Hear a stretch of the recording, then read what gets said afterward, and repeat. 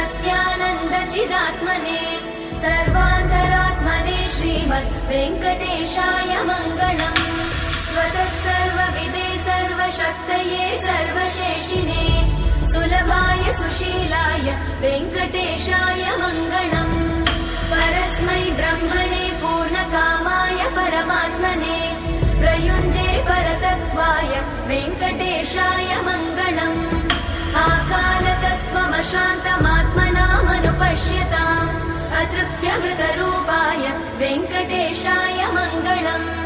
प्रायस्वचरणौ पुंसां शरण्यत्वेन पाणिना कृपया दिशते श्रीमद् वेङ्कटेशाय मङ्गलम्।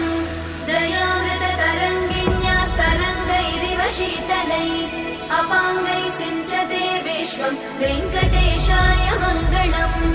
स्रग्भूषां